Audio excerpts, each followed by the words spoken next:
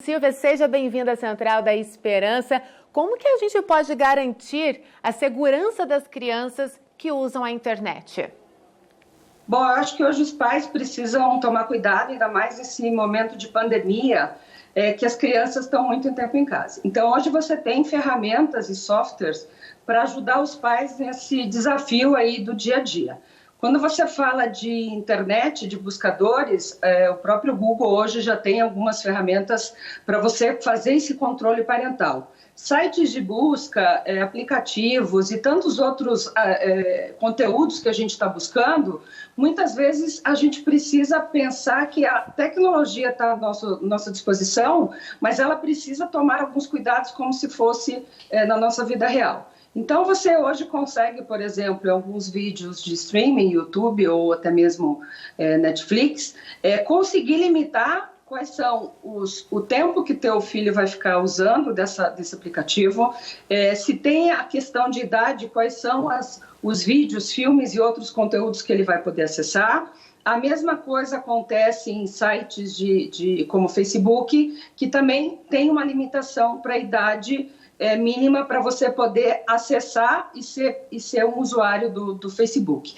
Fora isso, você hoje tem muitas ferramentas, e aí quando você fala hoje de um roteador dentro da sua casa, provendo a internet, você pode dentro dele, sim, já criar regras e políticas específicas para a idade, específica para conteúdos, horários e tantas outras coisas. Então, a preocupação que a gente tem fisicamente com os nossos filhos, eu acho que a gente precisa ter esse controle um pouquinho mais virtual, é claro que é algo novo para todos nós, né, nesse momento. Nós adultos também estamos aprendendo a lidar com a tecnologia, mas isso pode ser levado aos jovens para facilitar e diminuir os riscos de acessar a conteúdos impróprios, principalmente de crianças menores. Silvia, quais são os principais e os primeiros sinais de alerta para os responsáveis de uma criança? É o comportamento? É ela esconder o que está vendo na internet? O que os pais, os responsáveis, precisam ficar atentos? Eu acho que são várias coisas, né? Uma delas a criança já não quer se comunicar com ninguém, quer ficar o tempo todo em cima do telefone, ou do computador, ou do tablet.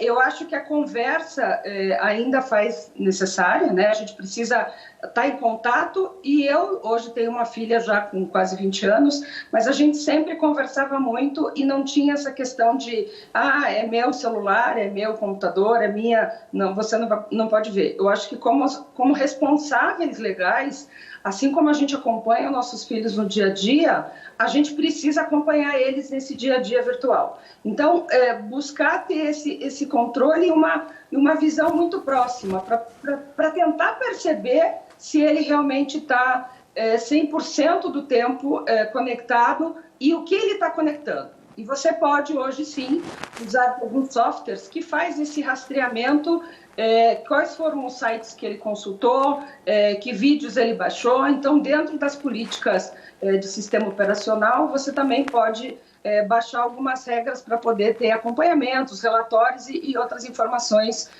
para ajudar você como pai e mãe a ajudar seu filho nesse momento aí de internet tão louca que a gente está vivendo.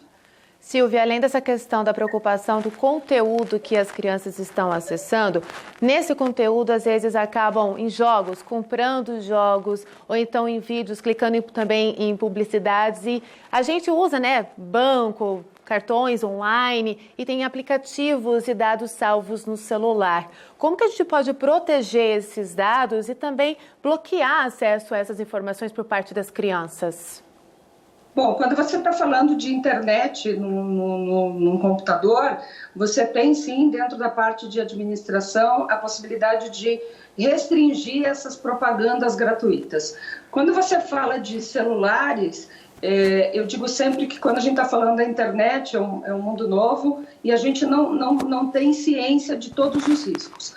E os hackers e essas propagandas contribuem para que a gente muitas vezes busque essa informação de uma maneira totalmente não correta. Então, quando você usa de todas as políticas de segurança, e aí a gente vai desde um sistema operacional que não seja pirata, você vai de políticas de antivírus, você vai de políticas de firewall do teu roteador, até mesmo dentro do site ou do navegador que você está usando, tentando fazer as restrições e seguindo o passo a passo, você consegue diminuir esse risco. Agora é importante o seguinte, nada substitui a avaliação próxima. Uma coisa que eu tenho visto muito, e aí a gente vê que os pais estão utilizando do seu celular, e muitas vezes, e eu não estou dizendo que eu não concorde, mas precisa distrair a criança menor com o seu celular. Quando você chega numa idade um pouquinho maior, você está com o seu celular, que é totalmente livre de qualquer aplicativo, de qualquer site, de qualquer e-mail, você dá para a criança usar o seu celular com a sua senha. Então, naquele momento, se a criança não tem o celular e você deu o seu celular para ela, a partir daí você abriu a porta para que ela acesse qualquer e-mail, qualquer conteúdo. E a gente tem visto que as crianças aprendem muito rápido, né? Elas nascem com o dedinho, sabendo onde clicar, como movimentar a tela. Então, toda aquela política que eu segui de segurança interna, a hora que eu passei meu celular para uma terceira pessoa, isso pode ser uma criança ou até mesmo um adulto, eu estou dando a chave, como se eu estivesse dando a chave da minha casa para a pessoa entrar. Então, a gente precisa se concentrar em pequenos detalhes que muitas vezes no dia a dia a gente acaba não percebendo que acabou dando brecha para acessar algum site que não deveria. E essa orientação vale também em relação às redes sociais. Às vezes a criança já tem um perfil na rede social, ela acaba publicando muitas coisas que dão abertura para outras pessoas saberem do que passa dentro da própria casa, né? Isso mesmo. E aí você está dando abertura de dentro para fora e de fora para dentro, né? Porque se você acaba autorizando que uma criança menor de 14 anos, por exemplo, tenha acesso a uma rede social, você também está deixando que pessoas entrem em contato com o seu filho, com sua filha, e muitas vezes você não sabe o que está acontecendo. Então, nesse momento, é claro que aí entra na decisão de cada pai, de cada família, mas a partir do momento que você libera o acesso a uma rede social para você contactar seus amigos, buscar outras pessoas, é muito difícil, se você não tiver um acompanhamento muito próximo, de saber quem está conectando com o seu filho. Então, o importante nunca aceite conexão de estranho. Se não é o seu amigo de escola, por exemplo, para que você vai aceitar uma pessoa totalmente desconhecida? Na minha época, quando a gente falava de não aceite bala de estranhos, né? Era algo fácil da gente controlar. Agora você está falando, não aceite conexão de estranhos. Se você não conhece a pessoa, não é do seu convívio, nesse momento não tem por que você ter pessoas estranhas dentro da sua rede social, dentro do seu WhatsApp, dentro de tantas outras ferramentas de comunicação que a gente está utilizando hoje virtualmente.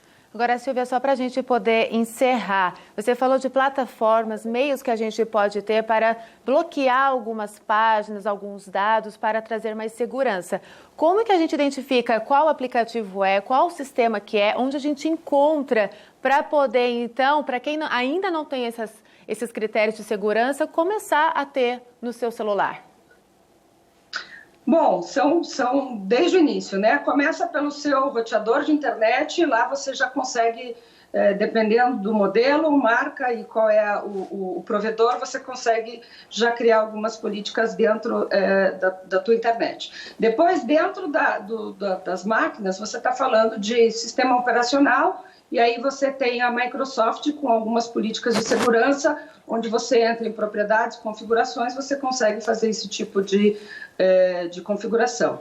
Quando você fala de sites, você fala de provedores, por exemplo, o Google, ele já tem algum software específico para te ajudar nessa proteção de controles de acessos de sites que podem ser liberados ou não. E aí você tem, por exemplo, diversos sites de busca, você precisa fazer esse trabalho em provedor por provedor. Se você tem diversos aplicativos, você precisa, falando de um telefone específico, você tem que entrar nas configurações e fazer essas políticas aplicadas. Não é algo que você vai clicar em um desktop e simplesmente essa política vai ser para todos. Não, se você tem vários equipamentos dentro de casa, você tem que fazer essa política aplicada em todos os equipamentos. Se você tem vários dispositivos móveis, celulares, tablets, notebooks, você tem que fazer isso em todos os dispositivos.